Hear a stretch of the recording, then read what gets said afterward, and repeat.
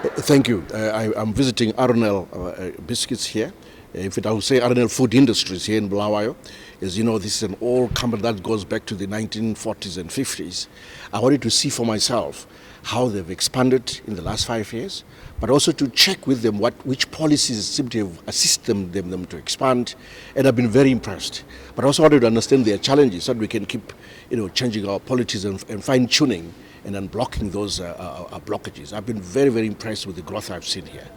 For example, when I came here, it was almost 5 years ago, it was a small company. It has now expanded basically almost it has doubled in size. Just the footprint in terms of number of buildings, the number of employees from about 350 now to over 600 employees. That's almost a growth of an averaging 20% per year. I'm even asking whether our figures are correct when we say manufacturing sector is growing at 2.5% per annum. I think that's an underestimate. I didn't see 2.5% here. I saw 20% solid growth per annum in the last 5 years. I'm really, really impressed. They've expanded not just solid foods in terms of biscuits, the sweets, but also into beverages, water bottling. It's so impressive from what I've seen here. And they're exporting. And that's commendable. But it also shows that I think the industry in Bulawayo is being resuscitated. It is happening. And they're employing people in the area. And it is really commendable. I think we should continue to support them. And we'll see growth everywhere, not just here, but also right across the country in the sector. Absolutely. The expansion speaks to NDS1, where we'll put in place policies that are seeking to grow our economy at an average rate of 5.5% per year. As I say, in this factory alone, I saw 20% growth per annum. So already they're exceeding the NDS1 targets. And I'm convinced that really will achieve our upper middle income status by year 2030. I'm sure you've seen the latest GDP figures, which are showing our GDP at 47.2 billion. With a population of just about 15 million, it means our GDP per capita, per person, is already at 3,000. I mean, we only need to get to 3,500. I'm sure we can get there in the next 4 years. Yes, they highlighted the issue of power. They have a whole plant that is lying idle because they cannot be supplied with power. We need to intervene, support ZESA so that they're able to deliver on the power demands by industry. What was highlighted was actually the billing system more than the availability of power. It had to do somehow with the efficiency of the billing system. I think this is where ZESA needs to invest more to make sure that they can bill customers on time. They are willing to pay. There's no problem.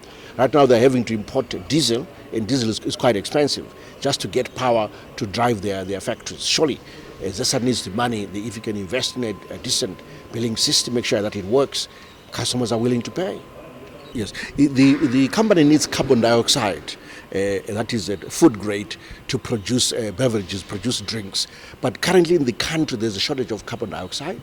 I think the opportunity for someone to step in and start producing the carbon dioxide. I think that a company like Verify Engineering, which is under government, as you know, during COVID, they set up a plant in Mutare to produce medical oxygen. And they're doing very well, they're even exporting. I would seriously encourage them to also venture into manufacturing carbon dioxide, which is food grade, to support the beverages sector. They can only make money if they go in that direction, and that will create the right linkages across industry. But really what I saw here today is really, truly impressive, the growth that I've seen.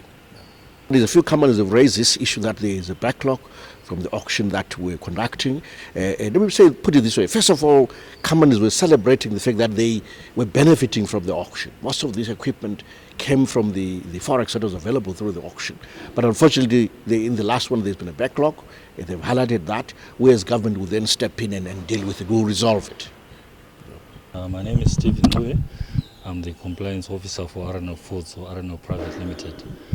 This company has grown in the past 5 years, quite expanded in terms of the manufacturing plants that we've acquired, and thanks obviously to the government in terms of support through the auction system, as most of our equipment we bought through process from the auction system, and we urge the government to really look into that and obviously maybe refine it so that it becomes a market-driven auction system. We've acquired state-of-the-art plant, I think you've seen during the tour, and we actually expanding. We are buying more equipment, buying new plants. We're in the process of installing and commissioning a new biscuit oven and also a new bread oven. We also seen a new carbonated soft drinks plant that was commissioned 2 years ago, and we are actually expanding, and we're actually in the process of commissioning also a pasta plant. And that's the expansion drive that we've embarked on. Look, we are seeing opportunities in this country. That's why we are investing in this country. We're expanding in this country. Obviously, there are challenges that we are facing as a business, like in other business, but we are hopeful that we'll pull through. As part of our corporate social responsibility, we employ people from Jaros Chiri. We've got about 5 ladies that are coming from Jaros Chiri that we employ in our production factory, especially the sweets factory. And we also, as part of support of people living with disabilities, we buy baskets from them. The basket that we use to then put hampers that we then give to people as part of our social responsibility.